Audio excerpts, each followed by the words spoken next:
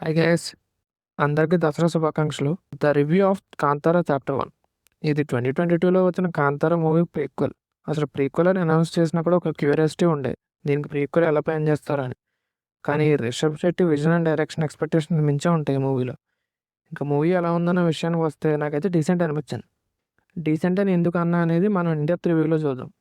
సినిమాలో main highlight visuals, అవైతే top notes ఉంటాయి. అసలు టెక్నికల్ ఆస్పెక్ట్స్లో ఎక్కడా డౌన్ అవ్వలేదు మూవీ.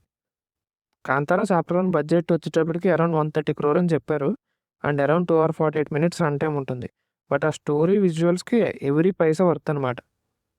స్టోరీ విషయానికి వస్తే ఫస్ట్ హాఫ్ కొంచెం ల్యాగ్ అనిపించింది. కానీ ఫస్ట్ హాఫ్లో ఆ సీన్స్ ఎందుకు పెట్టారు అనుకున్న ప్రతి దానికి సెకండ్ హాఫ్లో జస్టిఫికేషన్ ఇచ్చారు. అండ్ అక్కడక్కడ కామెడీ ట్రై చేశారు, బట్ అంతలా వర్కౌట్ అవ్వలేదు. సినిమా స్టార్టింగ్లో స్టోరీ బాగా చూడండి, బికాజ్ ఆ స్టోరీ కొంచెం ఎక్స్ప్లెయిన్ చేస్తూ చూపించారు. అక్కడ మిస్ అయితే మళ్ళీ అంతలా కనెక్ట్ అవ్వలేరు.